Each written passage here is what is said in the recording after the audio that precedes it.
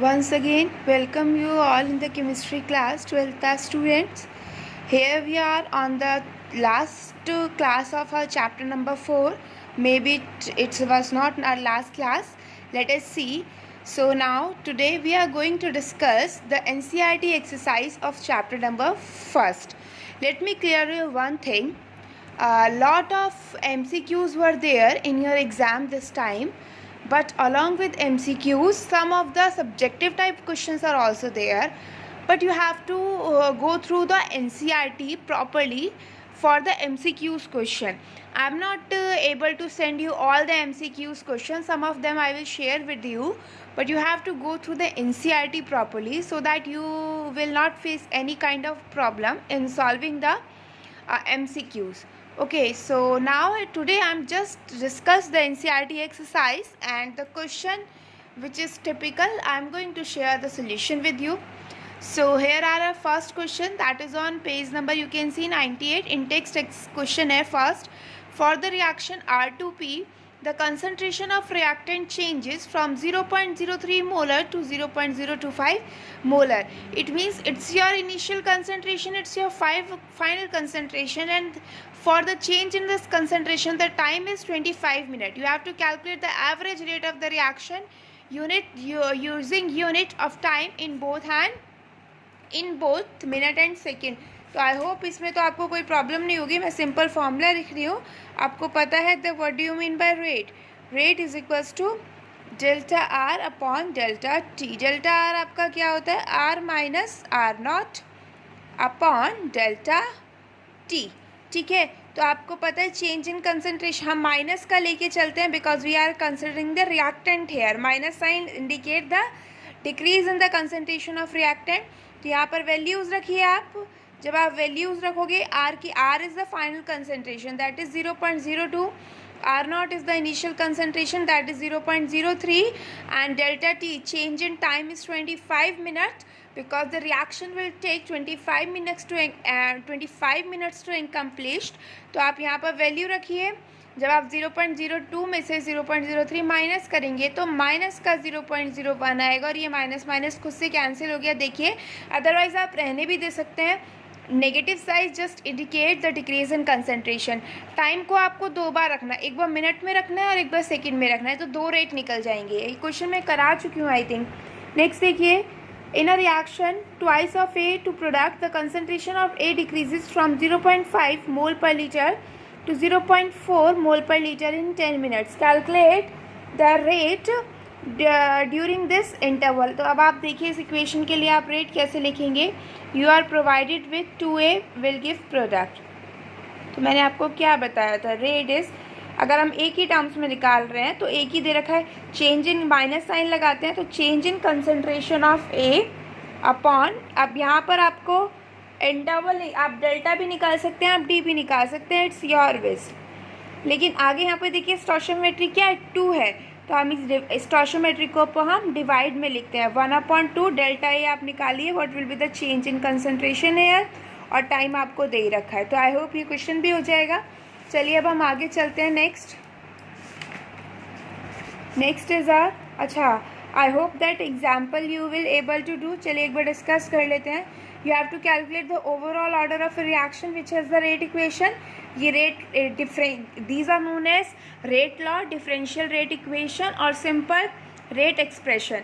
Order कैसे निकालते हैं, the order is the sum of the power of the reacting species involve in the rate law. तो जो इनकी पावर है उनको ऐड कर दीजिए, वो ऑर्डर आ जाएगा. जैसे हेयर 1/2 प्लस 3/2, हेयर 3/2 और प्लस ये क्या है -1. तो आप इन्हें ऐड कर दीजिए, ऑर्डर ऑफ रिएक्शन आ जाएगा. नेक्स्ट एग्जाम्पल देखिए, identify the reaction order from each of the following rate constant. आपको रेट कांस्टेंट से रिएक्शन ऑर्डर निकाला. It means now you have to see its unit. आपको यूनिट से भी रेट कांस्टेंट पता चलता है. आपको याद हो तो मैंने सारी यूनिट निकाली थी. पर टाइम इनवर्स यूनिट किस केस में होती है, फर्स्ट ऑर्डर रिएक्शन में. और ये देखिए litre mole inverse second inverse, तो ये आपकी किस में होती है, litre mole inverse second inverse. It is for second order. तो आपको 0 फर्स्ट और सेकेंड का ये यूनिट याद होना चाहिए, क्योंकि निकालोगे तो टाइम लगेगा. वैसे आप निकाल भी सकते हो, आपको पता है how we are going to find out the rate constant unit. तो आप समझ गए इसे। चलिए नेक्स्ट चलते हैं अब हम। यस, नेक्स्ट क्वेश्चन है हमारा, for a reaction A to B it gives product, the rate law is given by this. आपको रेट लॉ दिख रहा होगा, R is equals to K की पावर हाफ बी का square. What is the order of the reaction? At the power of these two, means half plus 2 को add करिए। Next देखिए, the conversion of molecules x to y follow a second order kinetics. If the concentration of x increase to 3 times, how will it rate affect the rate of formation of y? तो आपको याद है किस तरीके से हमने किया था, means rate of formation of y, rate of reaction कितना चेंज होगा, सिर्फ आपको वही बताना है, आपको कुछ नहीं करना है इसमें। तो now what you are going to do that, आप किस तरीके से करेंगे आपको पता है। आप पहले रेट एक्सप्रेशन लिखिए, rate is equals to second order kinetic, आपको पता है reaction is x to y। Now rate is equals to क्या है आपका k और x का square, because it will follow second order kinetics. तो अब आप यहाँ पर रखिए, तो ये आपका फर्स्ट रेट हो गया। अब आपको बताना है how the concentration, if the concentration of x is increase through 3 times, अगर x की कंसनट्रेशन को आप 3 टाइम्स इंक्रीज कर देते हो, then how will it with the rate of formation of y। तो basically rate of formation of y, rate of reaction, rate of disappearance of x सब same है। तो अब आप रेट 2 निकालोगे कब, जब आप x की कंसनट्रेशन को थ्राइस कर दे रहे हो। तो आप निकाल लीजिए, 3 3 ज़ा 9, 9 टाइम्स हो जाएगा रेट। तो I hope that this question is also getting clear to you. उसके बाद हमारे एग्जाम्पल हमने डिस्कस किए हैं। नेक्स्ट हम आते हैं क्वेश्चंस पे। यस, नेक्स्ट क्वेश्चन आप देखिए, a first order reaction has a rate constant 1.15 into 10 की power -3 per second, how long will 5 gram of this reactant take to reduce 3 gram. ठीक है, अब हम क्वेश्चन नंबर 5 पे चलते हैं। आपको फर्स्ट ऑर्डर रिएक्शन दे रखा है, तो फर्स्ट ऑर्डर रिएक्शन जैसे ही आपको दिखे, first of all you have to write down the expression. आपको याद है T is equals to 2.303 upon K log R0, that is initial concentration, and this is R which is your final concentration. अब आपको दे रखा है अब first order kinetic, अगर फर्स्ट ऑर्डर ना भी लिखा होता तो मैं यहाँ से देख लेती, because the rate unit is second time inverse, तो ये फर्स्ट ऑर्डर ही है। फर्स्ट ऑर्डर काइनेटिक्स का रेट कांस्टेंट दे रखा है, it means you are provided with the value of K। अब आपको चाहिए क्या, इनिशियल अमाउंट इज 6, अच्छा first, how long will 5 gram of this reactant take to reduce to 3 gram, मतलब स्टार्टिंग में ये कितना था 5 ग्राम है, और 5 ग्राम को रिड्यूस होने, कितना रिड्यूस होना है, रिड्यूस टू, अच्छा ये टर्म समझ लीजिए, reduce to and reduce by. Reduce to का मतलब है उतने तक आए, और रिड्यूस बाय है कि उतने से रिड्यूस हुआ। तो रिड्यूस टू का मतलब है 5 से आके 3 हो गया। अगर यहाँ बाय होता रिड्यूस बाय 3 ग्राम, तो आप क्या करते, 5 में से 3 को माइनस करते, तब आप निकालते। तो यहाँ आपको डायरेक्ट दे रखा है दैट इज़ 3 ग्राम। उसके बाद आप K की वैल्यू रखिए, टाइम निकाल दीजिए, इसलिए निकल जाएगा आपका टाइम। लॉग की वैल्यूज़ आपको दी होंगी सॉल्व करने के लिए, बट आपको सिंप्लीफाई करना है 3 5 को, या जिस भी तरीके से आपको दी हो। आपको पता है log A अपॉन B क्या होता है, log A minus log B। तो इस क्वेश्चन के लिए आपको log 5 और log 3 की वैल्यू गिवन होगी। मैं इतना सॉल्व करके दिखा रही हूँ, ये तो हो जाएगा, ये हो जाएगा आपका log 5 अपॉन 3, और उसके बाद हम इसको लिखेंगे log 5 माइनस log 3। बाकी आगे वाली जो टर्म है ये ऐसी रहेंगी आपकी, ये वाली जो टर्म है। तो आपको log 5 और log 3 दिया होगा एग्जाम में, then you will able to find out the answer. Next देखिए, time required to decompose thionyl chloride to half of its initial amount is 60 minutes. If the decomposition is a first order kinetics, calculate the rate constant of the reaction. Simple दे रखा है कि अगर time इतना लगता है half होने के लिए अमाउंट को, तो 60 मिनट हाफ होने के लिए लगता है अमाउंट को। यहाँ पर क्या आ गया, हाफ। तो यहाँ पर कोई ज़रूरत नहीं है बार पूरा एक्सप्रेशन यूज़ करने का, आप सिर्फ किसका एक्सप्रेशन यूज़ करो, हाफ लाइफ का, क्योंकि आपको दिया हुआ है कि इतने मिनट में हाफ हो गई है, फाइनल आपकी हाफ हो गई है फाइनल कंसंट्रेशन इनिशियल कंसंट्रेशन की, तो हाफ लाइफ है। याद है हाफ लाइफ का एक्सप्रेशन क्या होता है for a fast order reaction, simple सा एक्सप्रेशन होता है that K is equals to 0.693 upon T half. ये सिंपल सा एक्सप्रेशन है आपका। Now you will able to find out the answer. तो आप निकाल ले कीजिएगा। उसके बाद चलिए अब हम नेक्स्ट पेज पे चलते हैं बेटा। Now this topic is completely cut it down, Arrhenius equation and activation energy. बस एक ये क्वेश्चन देख लीजिए, what will be the effect of temperature on rate constant, ये आपको पता है. बाकी हाँ, ये एक्टिवेशन एनर्जी आपका कट गया, तो आपको इसकी ज़रूरत नहीं है करने की. नेक्स्ट आ जाइए एक्सरसाइज की तरफ हम चलते हैं. देखिए एक्सरसाइज की तरफ क्वेश्चंस को आप. From the rate expression for the following reaction, determine their order of reaction and dimension of the rate constant. Order निकालना, रेट लॉ दिया हुआ है, उसकी यूनिट निकालनी है. तो सबसे पहले मैं एक करके दिखा रही हूँ, बाकी आप खुद करिएगा. चले सेकंड वाला ले लेते हैं. फर्स्ट वाला तो ईजी है, फर्स्ट सेकंड वाला आप देखिए.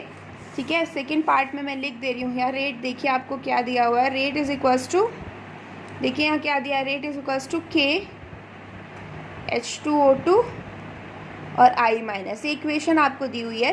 पहले आप इसका ऑर्डर निकालिए. ऑर्डर क्या है, जितनी भी पावर्स होती हैं सबको ऐड कर लो. तो 1 इसकी है, 1 इसकी है, तो 1 + 1 दैट इज इक्वल्स टू 2. अब आपके पूछा है dimension of rate constant means unit of rate constant. तो रेट कांस्टेंट की यूनिट के लिए आपको क्या करना है. रेट की यूनिट आपको पता ही थी क्या होती है भाई. अगर आप रेट की यूनिट कंसिडर करो तो सपोज करो रेट की यूनिट मेरी मोल पर लीटर. रेट क्या होता है आपको याद हो तो -dr/dt means concentration by time. Concentration we are going to take concentration in mole per litre. ठीक है, तो मोल पर लीटर कंसनट्रेशन होगी अपॉन टाइम. टाइम को हम यहाँ सेकेंड में कंसिडर कर लेते हैं. ये कितना हो गया, second inverse is equals to K. इस H2O2 की यूनिट मोल पर लीटर.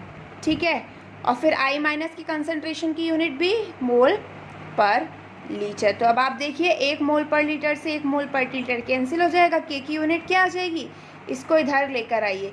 तो के की यूनिट आप निकाल सकते हैं. नीचे आएगा, ऊपर जाएगा mole inverse litre second inverse. ये आप देख लीजिए, it matches with the second order kinetics. तो आप इस तरीके से क्या निकालेंगे, यूनिट. चलिए अब हम नेक्स्ट पे चलते हैं. नेक्स्ट क्वेश्चन है for the reaction 2A + B it gives A to B. The rate is given with you. K की वैल्यू दी है, initial concentration of, calculate the initial rate of the reaction when A is equals to 0.1 and B is equals to 0.2 mole per litre. Calculate the rate of reaction after A is reduce to 0.06 mole per litre. तो अब आप इसको देख लीजिए, आपको इस question में करना क्या है. You have to calculate 2 rate. 2 rate आप कैसे निकालोगे, पहले तो आप इनिशियल रेट निकालोगे. ठीक है, उसके बाद आप क्या निकालोगे, आपको दूसरा रेट कब निकालना है, when the rate of reaction when the concentration of A is reduce to 0.06 mole per litre हो जाए. ठीक है, इतना हो जाए तो आपको क्या निकालना है, रेट निकालना है. अब आप इसमें देखिए आप किस तरीके से करेंगे. यहाँ थोड़ा सा हमारा मोल कॉन्सेप्ट लगेगा. कैसे लगेगा, देखिए क्वेश्चन रखा हुआ है, मैं इसके ऊपर यहाँ पर लिख रही हूँ. क्वेश्चन पढ़िए. पहले हम फर्स्ट पार्ट करते हैं. You have to calculate the initial rate when A is equals to. अब आप ये देखिए ये काइनेटिक्स कौन सा फॉलो कर रहा है. रेट इक्वेशन दे रखा है, हमें कोई ज़रूरत नहीं है अलग से रेट निकले का, हमें दिया हुआ है. रेट क्या दिया हुआ है, K is equals to concentration of A और कंसनट्रेशन ऑफ B का स्क्वायर. K की वैल्यू क्या दी हुई है, ठीक है, सॉरी रेट है ये. Rate is equals to K. Rate is equals to K concentration of A concentration of B का स्क्वायर. ये आपको क्या दिया, you are provided with the rate of this equation. अब आपको क्या निकालना है, first of all you have to find out the rate. K की वैल्यू आपको दी हुई है, मैं पुट नहीं कर रही यहाँ पे, रेट कांस्टेंट आपको दिया हुआ है. ए की वैल्यू कितना है 0.1 और बी की वैल्यू कितना है 0.2 का स्क्वायर. ये इनिशियल रेट आपका हो गया. ठीक है, तो आप इनिशियल रेट स्टार्टिंग में जो कंसनट्रेशन है वो लिख लीजिए और फाइंड आउट कर लीजिए.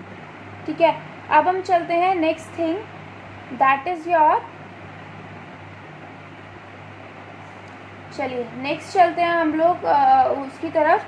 नेक्स्ट आपसे पूछा हुआ है you have to calculate the rate of reaction after A is reduce to 0.06 mole per litre. Equation देखिए क्या है, twice of A + B it gives A to B. अगर A की कंसंट्रेशन 0.1 से कितना हो जाता है 0.06. ठीक है, कितना 0.1 से 0.6 हो जाता है. Now you have to calculate the rate.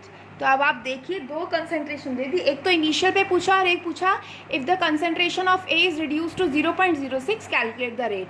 अब आप देखिए जब A की कंसंट्रेशन कम होगी तो उस टाइम पे B की कंसंट्रेशन भी तो कम रहेगी या नहीं रहेगी. अब आपको सबसे पहले यहाँ पे क्या, यहाँ पे तो दे रखी थी बी की कंसंट्रेशन, हमें कोई टेंशन नहीं थी, but now in rate equation we require the concentration of B and as the A changes B will also change, B की कंसंट्रेशन भी तो चेंज होगी, तो अब आपको बी की कंसंट्रेशन निकालनी पड़ेगी। कैसे? 2 mole of A react with 1 mole of B, ठीक है, या फिर यहाँ पे देखिए 2 mole of A react with 1 mole of B, तो 1 मोल कितने के साथ रिएक्ट करेगा? 1/2 बी, और 0.06 कितने के साथ रिएक्ट करेगा? 1/2 इंटू 0.06। तो यहाँ पर आपको बी की कंसंट्रेशन भी फाइंड आउट करनी है। After finding out the concentration of B you will able to find out the rate after some time, जो भी आपको दिया हुआ है, जब वो ए कम होगा तो उसके अकॉर्डिंग बी की कंसंट्रेशन भी डिक्रीज होगी। Now you are able to calculate the rate. Okay, so next is एक एक्सप्रेशन दिया हुआ है, मैं पूरा क्वेश्चन नहीं पढ़ी, एक एक्सप्रेशन ये दिया हुआ है, अगर प्रेशर को बार में मेज़र किया जाए एंड टाइम को मिनट, तो इसमें से आपको unit of rate and rate constant की यूनिट निकालनी है। I hope that you are getting clear with it. Now factors that are affecting the rate of chemical reaction हम इतनी बार कर चुके हैं, ठीक है। उसके बाद नेक्स्ट क्वेश्चन पे आइए।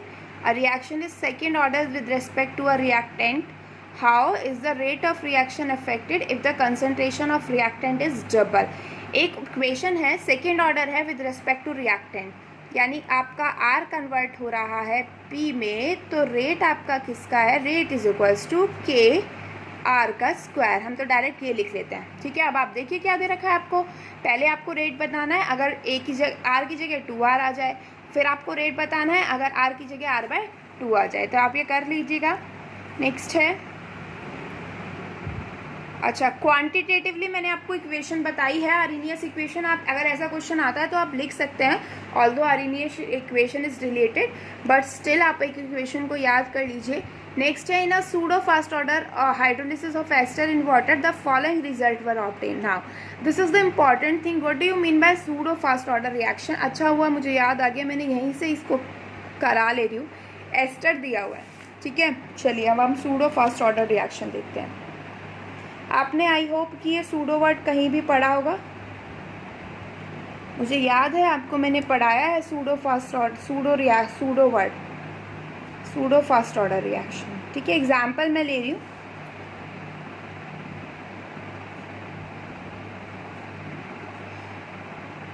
दिस इज इथाइल एसीटेट, इसकी हाइड्रोलिसिस कर रहे हैं, मीन्स इसके वाटर के साथ रिएक्शन कर बना रहे।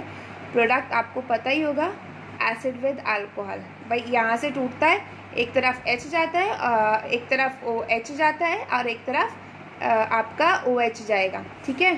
तो ये बन जाएगा, सॉरी ये यहाँ पर नहीं है, इतना ही है, ठीक है। तो एक तरफ H जाएगा, एक तरफ OH, तो ये बन गया CH3OH।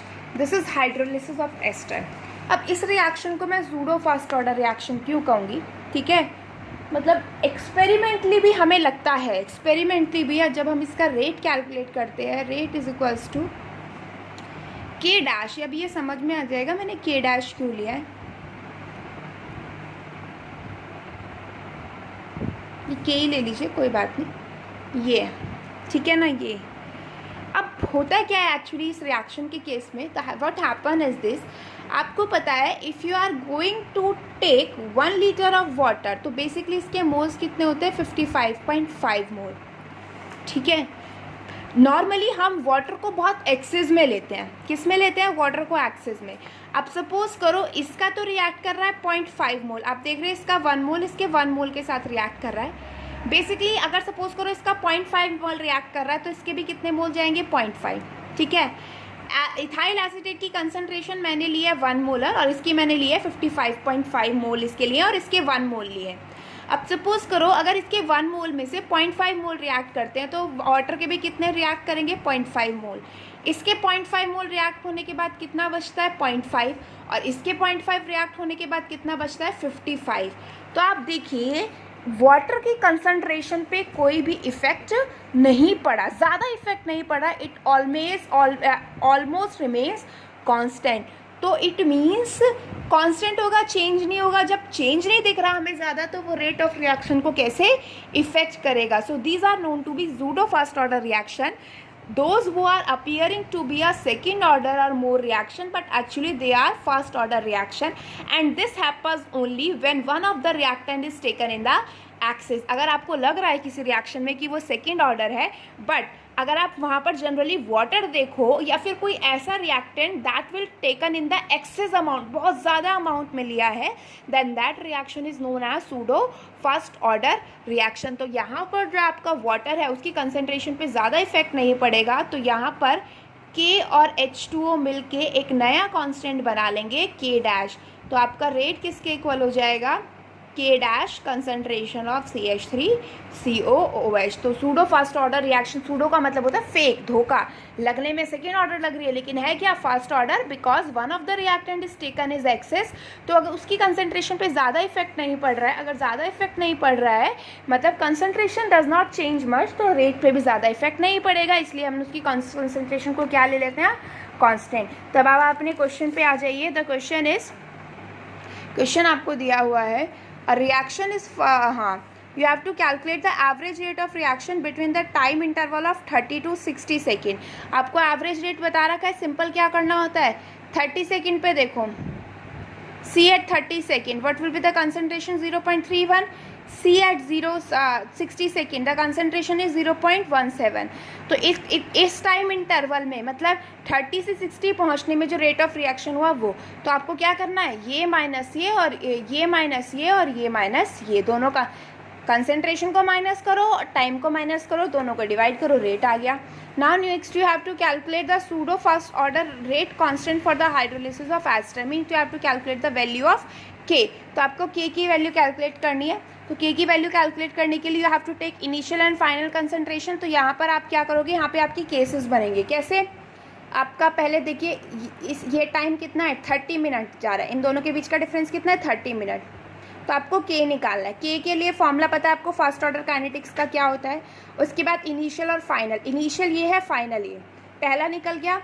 आप दूसरा भी एक भी निकाल सकते हो और आप इन दोनों के बीच का भी निकाल सकते हो। 30 to 60 अगेन टाइम कितना हो गया? 30 सेकेंड। 0 ये आपकी इनिशियल हो गई, ये आपकी फाइनल हो गई। ऐसे आप इन दोनों के बीच में निकाल सकते हो, this one is your initial and this one is your final.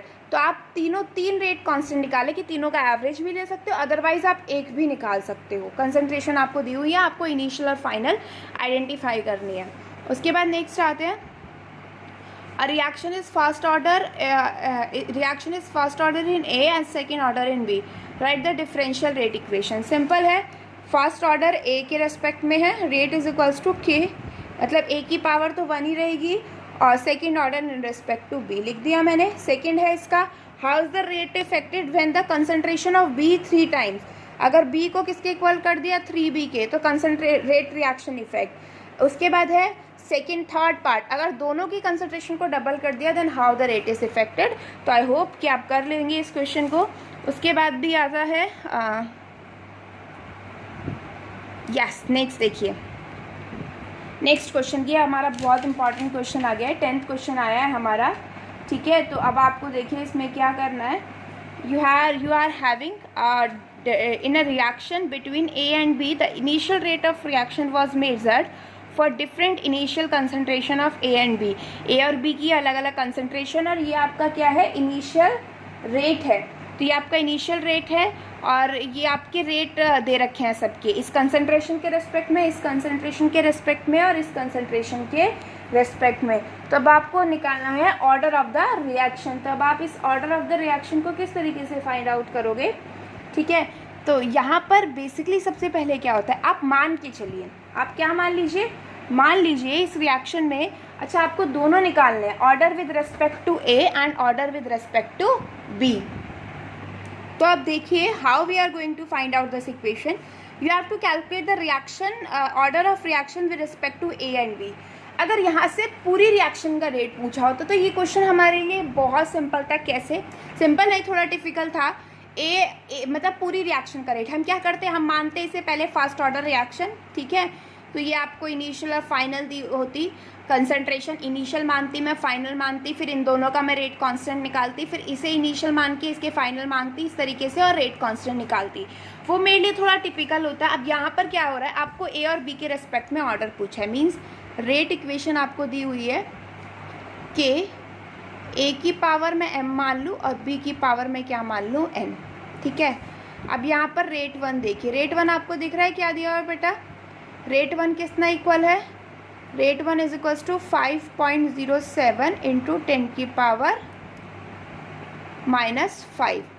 ठीक है, रेट 2 किसके इक्वल है? Rate 2 is equals to 5.07 into 10 की पावर -5, मीन्स दोनों रेट इक्वल है। ठीक है, अब आप देखिए, अब आप इसे इक्वेशन में रखिए। रेट 1 कितना है? 5.07 इंटू 10 की पावर -5।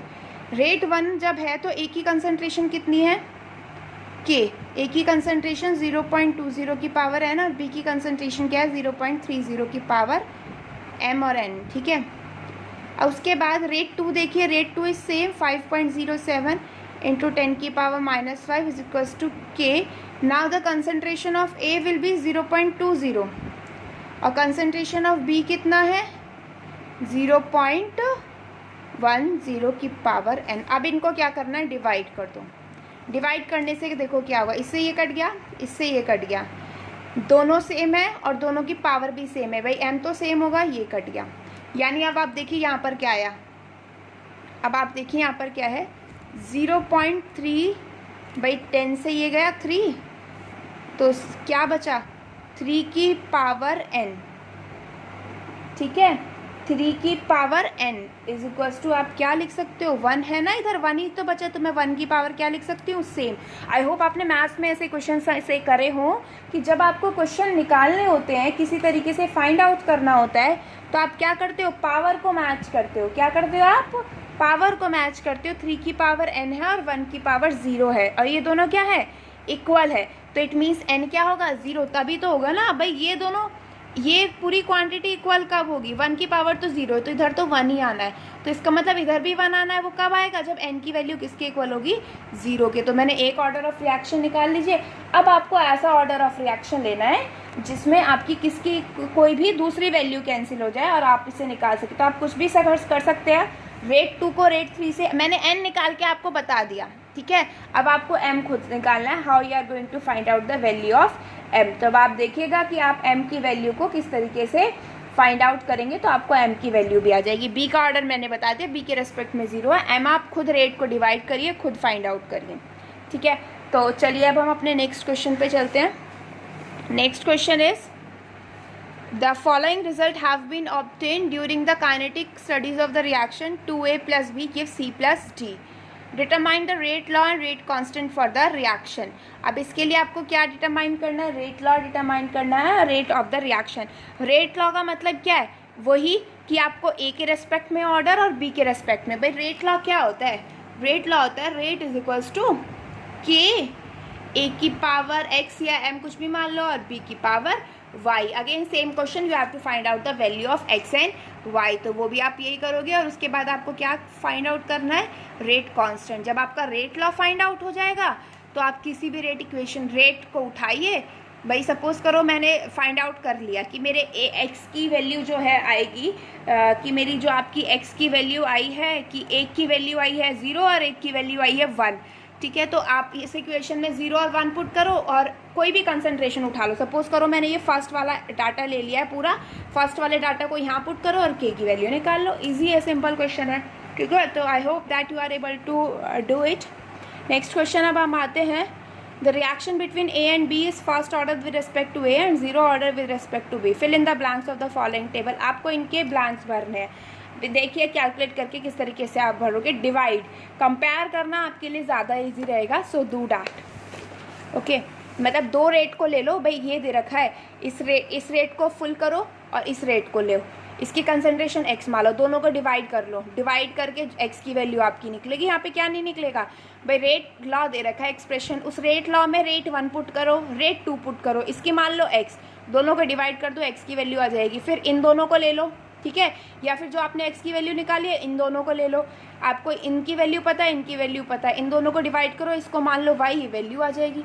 सिंपल है, मैथमेटिक्स है, जितना आप ये खुद से करोगे उतना ज़्यादा आपके लिए बेटर होगा। ठीक है, next you have to calculate the half life of a first order reaction from the rate constant given below. इनकी हाफ लाइफ निकालनी है। फर्स्ट ऑर्डर रिएक्शन का फॉर्मूला आपको पता है T is equal to 0.693 upon K, तो T निकल जाएगा। ठीक है, उसके बाद है the half life for radio active decay of this is this year an archaeological artifact containing wood has only 80% of the carbon found in living tree. Estimate the age of the sample. You have to find out the age of the sample. अब आपको देखिए, पहले आपको क्या दे रखा है, half life दे रखी है, तो हाफ लाइफ से आप पहले रेट कांस्टेंट निकाल लीजिए। ठीक है, ना भी दिया होता तो आप खुद समझ जाते हैं कि जितने भी रेडियो एक्टिव डिके होते हैं they all follow first order kinetics. तो आपको हाफ लाइफ दी हुई है, हाफ लाइफ से पहले आप रेट कांस्टेंट की वैल्यू निकालेंगे। ठीक है, उसके बाद आपको टाइम फाइंड आउट करना है। ठीक है, यही तो है एज ऑफ द सैंपल। हम पहले टाइम फाइंड आउट करते हैं। किसके अकॉर्डिंग टाइम फाइंड आउट करेंगे? के की वैल्यू आ गई। ठीक है, इसमें के की वैल्यू आ जाएगी। हाफ लाइफ इक्वेशन का फॉर्मूला देखिए, हाफ लाइफ क्या होता है? Half life is equals to, formula आपको पता है, T is equals to 2.303 K log A0 upon A। ठीक है, K की वैल्यू हमने ऊपर निकाली अभी। A0 की वैल्यू आप 100% मानोगे और उसके बाद 80, A क्या है आपका 80%। तो आप ये देखिए ना, डिके के बाद सिर्फ 80% मिला है कार्बन, मतलब अगर टोटल 100% है तो आपको कितना मिला? 80%, तो 100 अपॉन 80 आ जाएगा ये। ठीक है, तो यहाँ से आपका क्या फाइंड आउट हो जाएगा? टाइम। तो टाइम आप देख लीजिएगा, आपका ईयर्स में आ जाएगा तो एज ही आएगी, वो टाइम ईयर्स में आएगा तो वो एज ही आएगी। ठीक है, सो नाउ आई होप अब आप आगे के जितने भी क्वेश्चंस हैं वो सारे रेट इसी तरीके से रिलेटेड हैं। ठीक है, अब आपको ये सारे खुद करने। I hope that things are clear to you. अब आगे के जितने भी क्वेश्चंस आपसे नहीं होते हैं you can contact to me. ठीक है, पूछ लीजिएगा आपको जो भी प्रॉब्लम है। Thank you so much.